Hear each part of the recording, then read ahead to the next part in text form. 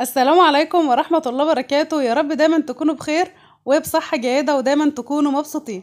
وحلقة جديدة معاكم النهاردة ان شاء الله. معاكم مشاهدة من قناة شهودة لأحلى الوصفات، وهنعمل وصفة سهلة جدا هي كوكيز بالشوكولاتة شيبس البني. وصفة سهلة جدا هتعمليها في دقايق.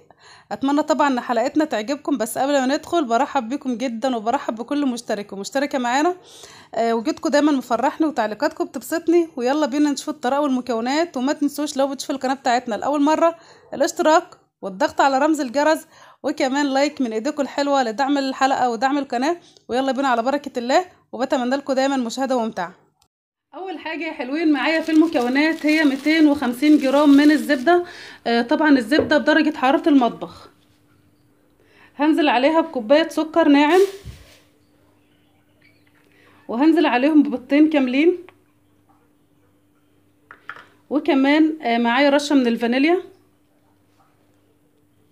وهبدا بقى بايديا كده اخلط المكونات دي مع بعض، اللي هي 250 جرام زبده، كوبايه من السكر الناعم، عدد بيضتين، وكمان رشه فانيليا.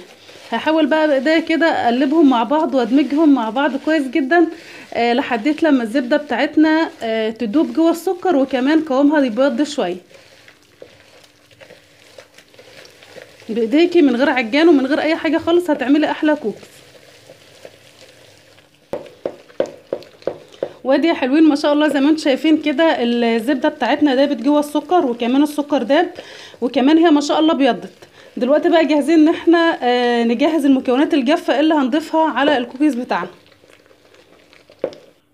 وبالنسبه للمكونات الجافه، اول حاجه معايا 3 كوبايات من الدقيق،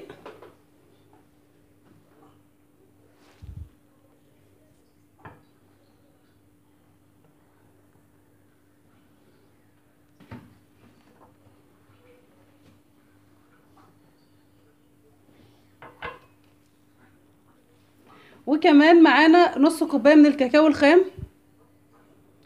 طبعا مهم جدا ان الكاكاو بتاعك يكون خام. وكمان معايا رشه ملح، وكمان معايا كيس بيكنج باودر،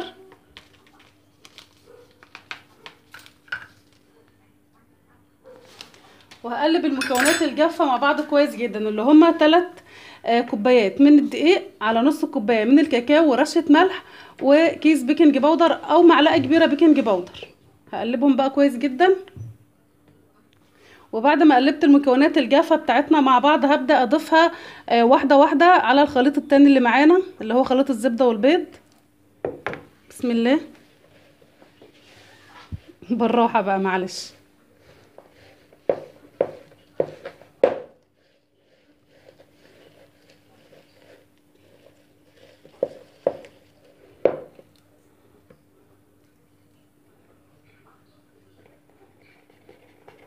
هبدأ اضيف واحدة واحدة لما العجينة بتاعتنا تتماسك.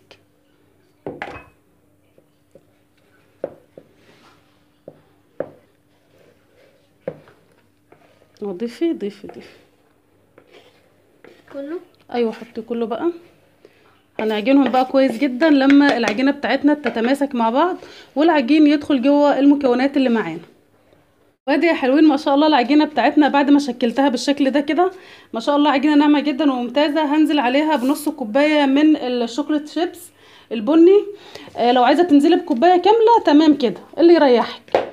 فانا عاملاها معاكم باقل كمية من الشوكولاتة علشان ما تكونش مكلفة عليكم. هقلبها بقى في بعض بس مش هعجن قوي، يعني ايه، عجن خفيف. ودلوقتي يا حلوين بعد ما قلبت العجينه بتاعتنا كويس كده مع الشوكولاته شيبس، جاهزين بقى ان احنا نشكل العجينه بتاعتنا كور. هتكون معانا الحجم طبعا تقدري تتحكمي فيه براحتك. هتكون معانا الحجم ده كده. وجنبنا الصينيه مش محتاجين ان احنا ندهن فيها زبده ولا زيت ولا اي حاجه خالص، لانك الكوكيز ما شاء الله فيه كميه زبده كويسه. هشكلها بقى دواير كلها بالشكل ده كده، وهسيب مسافة كويسة بين الكوكيز التانية، يعني هسيب مسافة كويسة لان طبعا هي بتكبر وبتنفش شوية. هشكلها كلها دواير بنفس الطريقة دي كده. وادي يا حلوين كمية الكوكيز بتاعتنا بعد ما شكلتها دواير. انا قلتها بس في صاج الفرن لان الصينية التانية جت صغيرة. هبدأ بقى اضغط عليها كده بنفس الطريقة دي.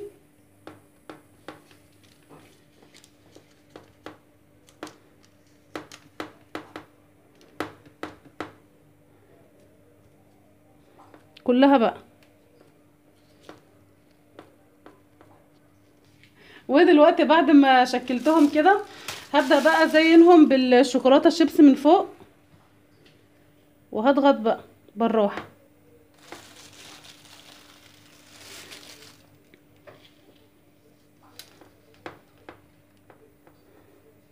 احسن كتير وانضف كتير من اللي هتشتريها من بره. طبعا في المرحلة ديت احنا ولعنا الفرن، عايزين الفرن بتاعنا يكون ندخلها على درجة حرارة 180. وطبعا مهم جدا ان الفرن بتاعك يكون مسخن مسبقا، ما ينفعش تدخلي اي حاجة في الفرن وهو بارد. ودلوقتي يا حلوين الكوكيز بتاعنا جاهز ان احنا ندخله الفرن.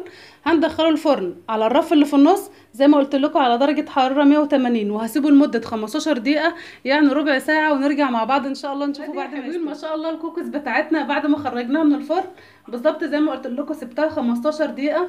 ما شاء الله ريحتها ممتازة جدا جدا، بجد هتعجبك جدا وتعجب اولادك. فانت اعمليها في البيت انضف واضمن، وكمان هتطلع معاكي نتيجة كويسة جدا.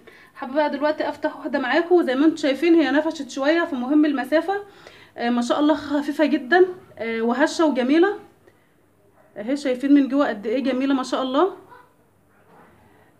دي كانت حلقتي معاكم النهارده، عملنا فيها الكوكيز بالشوكولاته البني. ان شاء الله هعمله معاكم باذن الله في حلقه تانية الكوكيز بالفانيليا. بس اتمنى طبعا ان حلقتنا النهارده تعجبكم، وما تنسوناش بقى باللايك والاشتراك لو بتشوفوا القناه بتاعتنا لاول مره. واترككم في رعايه الله، مع لقاء تاني في حلقه تانية ان شاء الله، والسلام عليكم.